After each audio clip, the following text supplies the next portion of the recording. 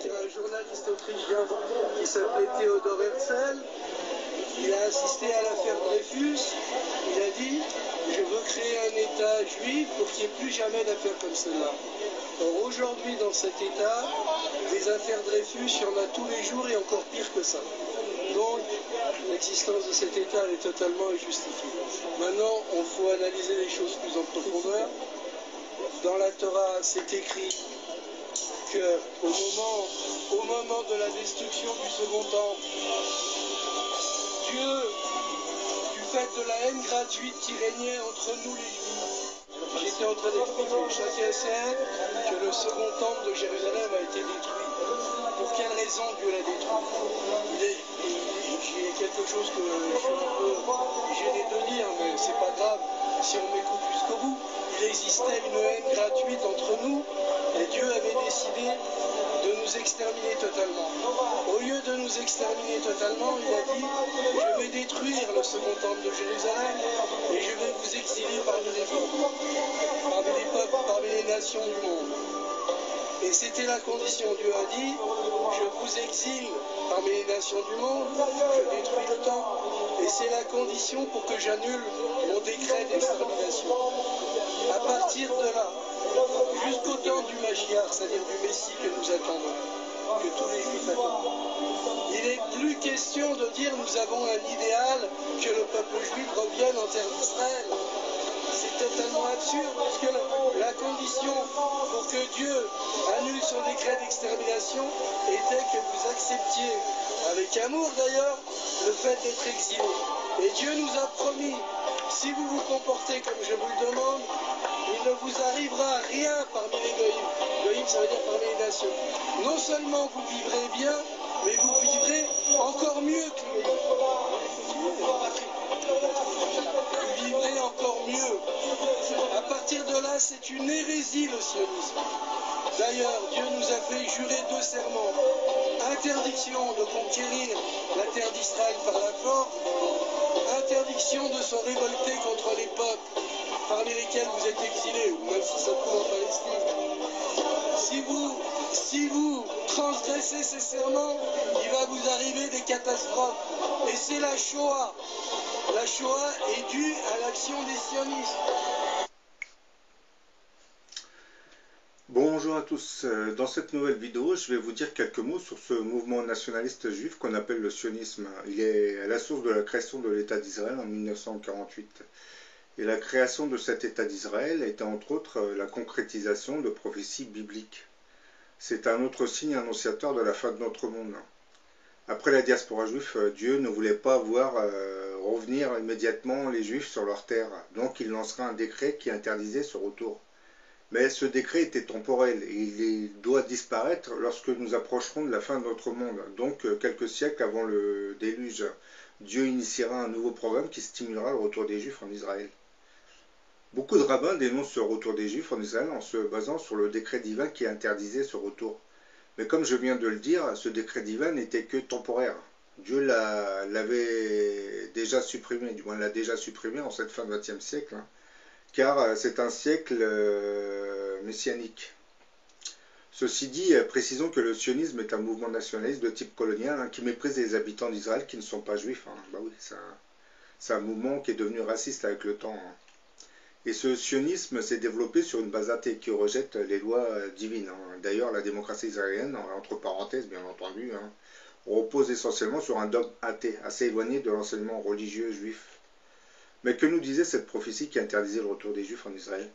D'après la croyance juive, depuis la destruction du temple, il y a près de 2000 ans, le temple de Jérusalem bien entendu, c'est-à-dire depuis l'exil du peuple juif, Dieu avait juré au peuple juif de ne point tenter de retourner en masse sur la terre d'Israël. Nous ne devrions jamais nous rebeller contre une quelconque nation et nous ne devrions jamais rien tenter afin de mettre un terme au décret exilique émanant de Dieu. Seul Dieu peut mettre un terme à cet exil, et Dieu est très compatissant. Il regarde tous les peuples qu'il a créés, et donc le peuple juif parmi eux dans l'exil. Et c'est quand il jugera le moment opportun qu'il mettra immédiatement un terme à l'exil. Il se produira alors une révolution métaphysique dans le monde. Le monde entier reconnaîtra qu'il n'y a qu'un seul Dieu. Je pense que cela doit correspondre à l'apparition de l'Antéchrist.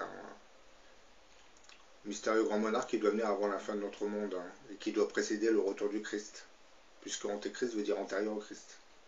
Dans cette prophétie, il est dit que seul Dieu pourra mettre un terme à cette dispersion des Juifs dans le monde. Après avoir stimulé la diaspora juive, après la destruction du temple de Jérusalem, Dieu ne voulait pas voir revenir les Juifs que sa colère avait dispersés aux quatre coins du monde. Le décret divin était clair, hein. Dieu avait fait jurer au peuple juif de ne jamais le défier en décidant de revenir à s'installer en Israël. Hein. La prophétie continue en nous disant que seul Dieu pourra mettre un terme à cet interdit. Le retour des Juifs en Israël serait le fait d'une autre prophétie biblique que l'on trouve dans le chapitre d'Ézéchiel. Elle correspondrait en fait à l'un des signes annonciateurs de la fin de notre monde. Hein. Donc nous serions arrivés à l'époque où Dieu a décidé de retirer le décret qui interdisait aux Juifs de revenir en Israël. La naissance d'un mouvement national juif qu'on appelle le sionisme est en fait la concrétisation des prophéties bibliques que je vous cite. Ézéchiel chapitre 39 versets 27 à 29. Quand je les ramènerai d'entre les peuples, quand je les rassemblerai du pays de leurs ennemis, je serai sanctifié par eux, aux yeux de beaucoup de nations. Ils sauront que je suis l'Éternel leur Dieu, qui les avait emmenés captifs parmi les nations, et qui les rassemble dans leur pays. Je ne laisserai chez elles aucun d'eux, et je ne leur cacherai plus ma face, car je répandrai mon esprit sur la maison d'Israël, dit le Seigneur l'Éternel. Amos chapitre 9 versets 13 à 15. Voici les jours viennent, dit l'Éternel, où le laboureur suivra de près le moissonneur, et celui qui foule le raisin, celui qui répand la semence, où le mou ruissellera des montagnes et coulera de toutes les collines. Je ramènerai les captifs de mon peuple d'Israël, et ils rebâtiront les villes dévastées et les habiteront. Ils planteront des vignes et en boiront le vin. Ils établiront des jardins et en mangeront les fruits. Je les planterai dans leur pays, et ils ne seront plus arrachés du pays que je leur ai donné, dit l'Éternel. Jérémie chapitre 13, versets 2 à 3. Ainsi parle l'Éternel, le Dieu d'Israël, écrit dans un livre toutes les paroles que je t'ai dites. Voici les jours viennent, dit l'Éternel, où je ramènerai les captifs de mon peuple d'Israël et de Juda, dit l'Éternel. Je les ramènerai dans le pays que j'ai donné à leur père. Ils le posséderont. Donc, comme vous venez de le lire, de l'entendre, c'est dit clairement, Dieu fera venir les Juifs d'entre les nations pour les réinstaller en Israël, non parce qu'ils compatissaient à leur douleur en réalité, mais pour les préparer, surtout nous préparer tous à l'imminence de la fin de notre monde, surtout. Parce que les Juifs, si on les rassemble en Israël, c'est pas pour leur plaisir, c'est pour les préparer au grand jugement. Précisons quand même que les persécutions que subissaient les Juifs de la diaspora étaient en fait le reflet de leur degré d'hypocrisie. Oui, c'est très bien de parler de persécution, mais si Dieu laisse les autres vous persécuter, ce n'est pas par hasard. C'est parce que votre foi est vraiment baissée depuis plusieurs siècles. Et vous vous en êtes éloigné. D'ailleurs, c'est pour cette même raison que Dieu a dû détruire à plusieurs reprises le temple de Jérusalem.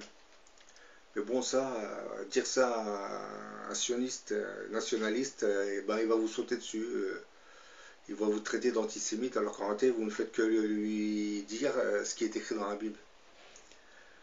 Car depuis l'épisode de la première diaspora, qui avait été stimulé par le roi Nabucodonosor et l'histoire du veau d'or, les Juifs avaient tendance à s'éloigner de l'enseignement religieux pour s'adonner à des pratiques de culte idolâtre. L'aspect commercial de notre monde actuel est en grande partie dû au travail secret réalisé par les Juifs de la diaspora, activité commerciale qui avait fait naître deux doctrines idéologiques, doctrines économiques surtout. Je parle du capitalisme et du communisme, dont l'idéologie repose essentiellement sur un athéisme exacerbé occultant complètement les lois de Dieu.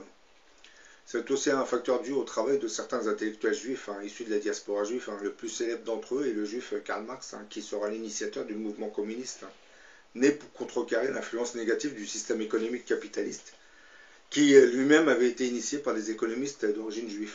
Oui. Et ce capitalisme athée qui s'était développé sur une échelle planétaire donnera naissance au phénomène de l'apostasie, qui veut dire éloignement de la foi. Et l'apostasie, logiquement, apportera une abomination planétaire qui va conduire à la décadence des nations. Oui, ça suit des logiques, tout ça. Dieu, dans sa puissance, savait qu'une partie du mal et de la décadence des nations proviendrait du travail secret de certains juifs qui étaient issus de la diaspora juive. C'est la raison pour laquelle Dieu avait décidé de mettre en œuvre un programme qui développera l'esprit nationaliste juif afin de permettre la création d'un État vers lequel il orientera progressivement tous les juifs de la diaspora. En fait, Dieu les préparait au grand jugement, parce que les juifs, on les fait venir en Israël, c'est pas vraiment pour leur bon plaisir, c'est parce qu'on est en train de préparer, du moins, le Créateur prépare le grand jugement, l'apocalypse à venir. L'affaire Dreyfus, l'apparition du journaliste Theodor Herzl et la naissance du mouvement nazi sont trois données qui intégraient le programme de Dieu. En se complétant, ces trois données auraient contribué à l'avènement du mouvement nationaliste juif que nous connaissons sous l'appellation de sionisme. Le sionisme, qui est un mouvement nationaliste de type colonial, serait l'un des facteurs déterminants dans la préparation des esprits pour la création d'un État juif. C'est un journaliste hongrois d'origine juive qui en sera l'initiateur, Theodor Herzl, mais très éloigné du judaïsme traditionnel, ce qui nous explique la naturalité de ce mouvement sioniste. En 1895, ce journaliste Theodor Herzl, qui travaillait pour le compte d'un journal hongrois de Vienne, se rendra à Paris pour suivre l'affaire Dreyfus. Il avait assisté à la cérémonie de dégradation du capitaine dans la cour des Invalides.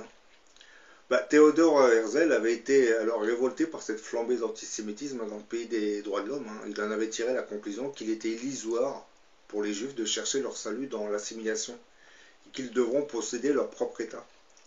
Cet État devra être en mesure d'offrir un refuge à tous les juifs qui viendraient à être persécutés. C'était la thèse qu'il présentait dans son livre intitulé L'État juif, qui sera publié le 15 février 1896.